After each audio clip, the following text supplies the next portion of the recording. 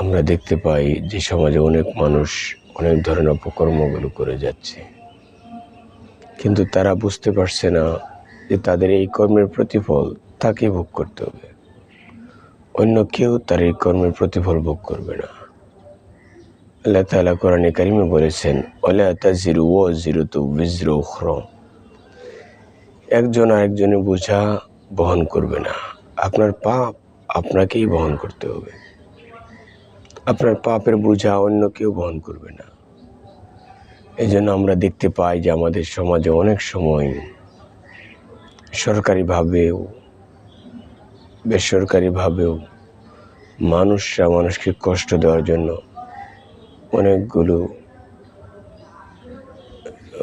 অনেকগুলো কৌশল অবলম্বন করে।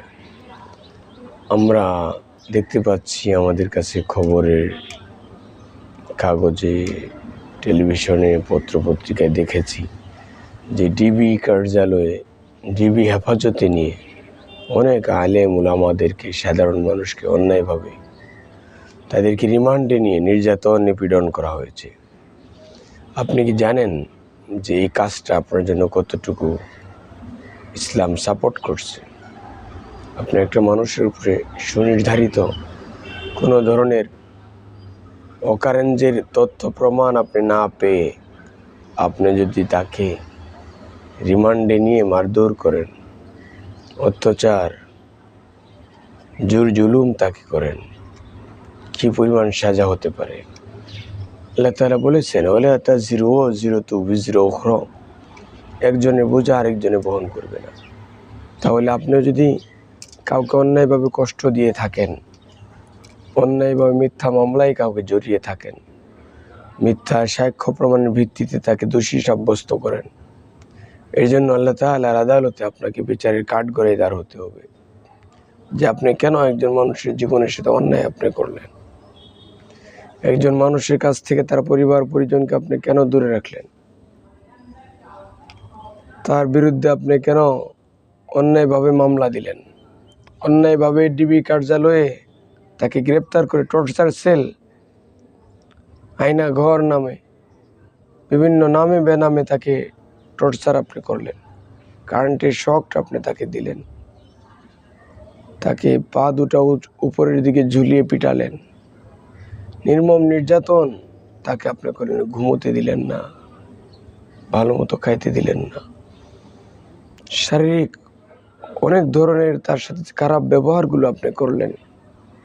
পরকালে আল্লাহ তাআলার সামনে আপনি কি জবাব দিবেন?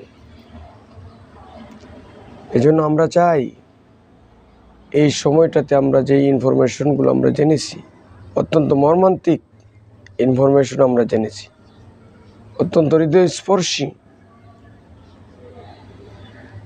অত্যন্ত জঘন্যতম বর্বর নির্যাতনের চিত্র আমাদের কাছে চলে এসেছে। এটার পুনরাবৃত্তি যেন কিয়ামত পর্যন্ত না ঘটে, এটা আমরা চাই। জেলখানাকে আগে আমরা জানতাম কি যে সংশোধনাগার, এখান থেকে মানুষ সংশোধন হয়ে রিটার্ন করবে ভালো একটা সমাজে, ভালো একটা সোসাইটিতে, সে তার জীবন আচার আচরণগুলো করবে, জেলখানা থেকে সে সংশোধন হয়ে আসবে। কিন্তু আজকে আমরা কি দেখতে পাই যে একটা মানুষকে জেলখানায় নিয়ে তাকে বিভিন্ন সময় রিমান্ডের আবেদন করে টর্চার সেলে নিয়ে এসে কী পরিমাণ অকথ্য নির্যাতন তার উপরে করানো হয়।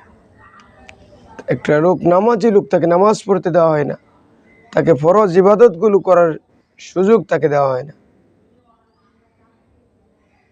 এই জন্য সম্মানিত শ্রোতা মণ্ডলী, আমাদের দায়িত্বশীল যারা রয়েছেন, যারা এই অন্যায় কাজগুলোর সাথে জড়িত, তাদেরকে আমি বিনয়ের সাথে অনুরোধ করব যে আল্লাহ তাআলাকে ভয় করুন। আপনি মৃত্যুর ঊর্ধ্বে নন, আপনি আল্লাহ তাআলার ক্ষমতার ঊর্ধ্বে আপনি নন। কেন আপনি এই কাজগুলো করছেন? মানুষের সাথে কেন অন্যায়গুলো আপনি করছেন? আপনি কি ভুলে গেছেন পরকালের কথা? পরকালে আল্লাহ তাআলার সামনে দাঁড় হতে হবে, এই কথা আপনি ভুলে গেছেন। কেন ভুলে গেলেন বলেন? আপনি কি বিশ্বাস করেন না? বিশ্বাস না করলে অনেক নজির রয়েছে যেটা আপনাকে বিশ্বাস করিয়েই ছাড়বে। তো বড় আসমান আল্লাহ তাআলা তৈরি করেছেন খুঁটি ছাড়া, জমি তৈরি করেছেন, চাঁদ সূর্য আল্লাহ তাআলা তৈরি করেছেন, আল্লাহ তাআলার হুকুমে এগুলো চলছে।